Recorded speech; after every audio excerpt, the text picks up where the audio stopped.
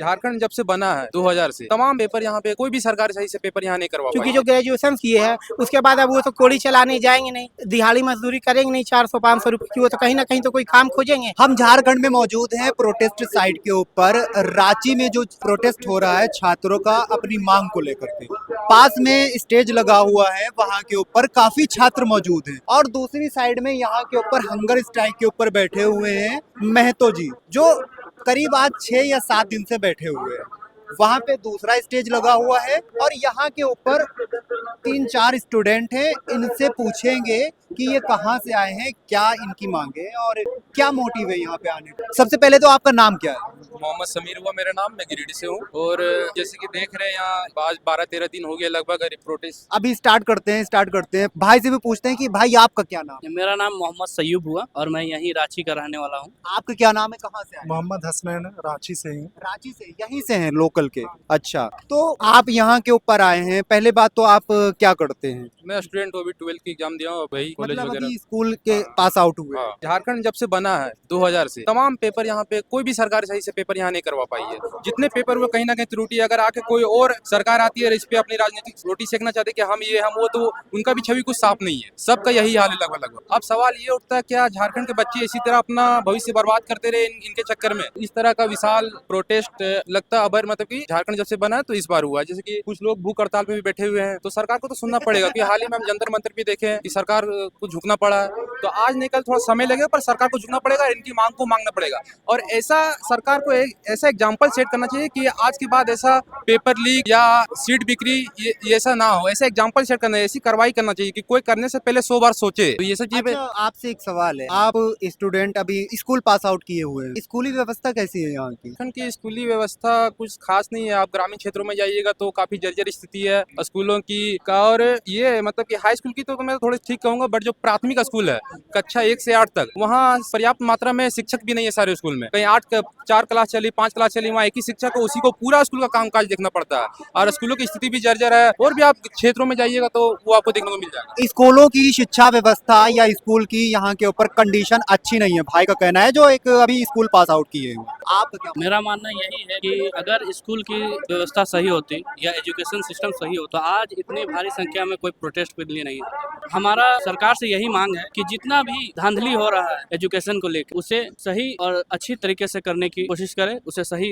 आप अच्छा ये बताइए कि पहले तो आप अपना नाम बताइए, आपका नाम? मेरा नाम मोहम्मद आशिफ खान। मोहम्मद आशिफ। आशिफ भाई साइड जरा आ जाइए, लोगों को भी निकल जाने का मौका मिले। आप ये बताइए कि यहाँ पे मांगे क्या हैं स्टूडेंट की और विद्यार्थियों की मांगे आप देखिए, जैसा कि आप हम सब जान रहे हैं, जेपीएससी 2022-23 जो जेपीएससी 7 से लेकर जेपीएससी 11 और फिर जेएसएससी 2023, जो सारा का सारा हमारा सीट बिका हुआ है। जेपीएससी के सीट लगभग 25 लाख, 30 लाख, 35 लाख में। जेएसएससी के सारे सीट्स आप देखेंगे तो बीएसए जो अभी अभय तिवारी जो पकड़े गए हैं, जिनके घर से करीब 10 लाख रुपए का कैश, और साथ ही वो और उनके साथ की पूरे एक ग्रुप को पकड़ा गया, वो जो सारे अभी पुलिस डिटेन की हुई है और उसे इंक्वायरी निकाल रही है कि इसके ग्रुप में और कितने लोग शामिल थे। जैसा कि हम लोग देख रहे हैं, क्योंकि हम भी जेएसएससी के भुक्तभोगी है, एग्जाम हम भी बैठे थे, एग्जाम देने के लिए हम लोग यहाँ से करीब बोकारो गए हुए, और उसके बाद भी हमारा एग्जाम्स में कोई ये नहीं हो रहा।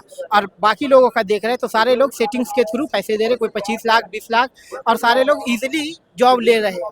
तो जो एक गरीब वर्ग से बिलोंग करते हैं, जो गरीब घरों से आते हैं, जिसके माता पिता कमजोर है, वो अपने बच्चों को कहाँ से नौकरी में रख पाएंगे? खास करके झारखंड सरकार में हम मानते हैं कि हेमंत सोरेन सरकार ने बेहतर किया है, लेकिन क्या विद्यार्थियों के लिए बेहतर किया है? नौकरी दिया तो कैसे विद्यार्थियों को नौकरी दिया है? जो सिर्फ पैसे के बल पे नौकरी ले रहे हैं, जो सही मायने में नौकरी लेना चाहते हैं, क्या उन्हें नौकरी नहीं मिल सकती है? जांच हो रही, तो मैं चाह रहा हूँ कि ये निष्पक्ष तरीके से की जाए, ताकि लोगों को, जो हमारे जैसे विद्यार्थी यहाँ परेशान हो रहे हैं, उसे इसका न्याय मिले और रोजगार का उन्हें भी अवसर मिले। जो इतने सालों से लाइब्रेरी में 8-8 घंटा, 10-10 घंटा बैठ करके 12 घंटा पढ़ाई कर रहे हैं, वो किस रूप में जाए अपने घरों में? वो क्या घर में दिखाए? जो हर महीने अपने घर से 8,000, 10,000 रुपये का खर्च लेते हैं, उनके माता पिता किस तरह से मेहनत करके पैसा ला रहे हैं? उन्हें पैसा लाइब्रेरी का चार्ज दे रहे हैं, रूम रेंट दे रहे हैं, मेस का चार्ज दे रहे हैं, इसके अलावा भी बहुत सारी उसके खर्चे, रेगुलर खर्चे हैं, तो वो सब हम कहाँ से मैनेज करेंगे? तो जब तक रोजगार के लिए 3-3 साल, 4-4 साल से, पहले 3 साल ग्रेजुएशन कर रहे हैं, 4 साल की ग्रेजुएशन किए, फिर 2-2, 3-3 साल से लाइब्रेरी में बैठ के अपना टाइम व्यस्त बर्बाद कर रहे बोल दे, या फिर जो भी कर रहे हैं, वो मेहनत कर रहे हैं कि हमें जॉब मिलेगी, लेकिन जॉब मिल नहीं रही है, तो उनका टाइम तो बर्बाद ही जा रहा है। आप कह रहे हैं जॉब नहीं मिल रही है, यहाँ से प्रचार में दिखाती है कि जितना रोजगार झारखंड में मिलता है उतना रोजगार किसी स्टेट में नहीं मिलता है।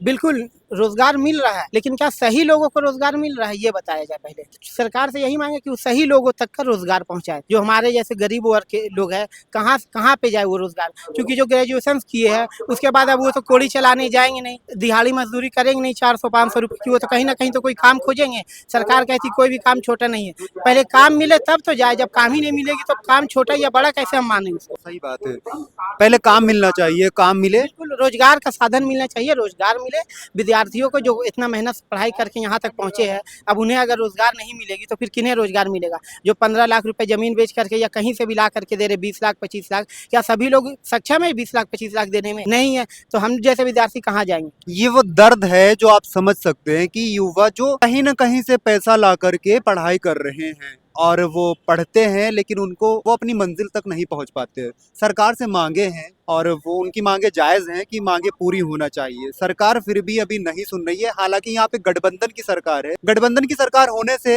कुछ खास नतीजा नहीं हो जाता कि आप केंद्र में अगर बीजेपी की सरकार है और ओपोजिशन वहाँ पे सवाल उठाता है जाकर के दिल्ली में जंतर मंतर के ऊपर कि गलत कर रही है बीजेपी सरकार, मैं नाम लेकर के बोल रहा हूँ कि बीजेपी सरकार गलत कर रही है, तो वही चीज सेम चीज उनके ही स्टेट में गठबंधन की गवर्नमेंट में यहाँ पर दोहराया जाता है। तो ये चीज एक दोगलापंथी कह लो या दोहरा रवैया कह लो, ये दोहरा चरित्र नहीं चलना चाहिए। छात्रों के भविष्य के साथ में नहीं खेलना चाहिए। भविष्य के साथ में खिलवाड़ बहुत हो गया। अब युवा जाग रहा है, उनकी मांगों को सुनना पड़ेगा, चाहे वो झारखंड का हो, चाहे वो बिहार का हो, चाहे उत्तर प्रदेश, ऑल ओवर देश का कहीं का भी युवा हो, युवाओं की मांगे सुनना पड़ेंगी। वो कोई भी सरकार हो, बीजेपी हो या कांग्रेस हो या गठबंधन हो, कोई भी ऑल ओवर सरकार हो, उनको सुनना पड़ेगा, क्योंकि युवा की मांग है। युवा जाग रहा है। अब वो दिन चले गए जब आप राजनीति करते थे और रोटी सेका करते थे।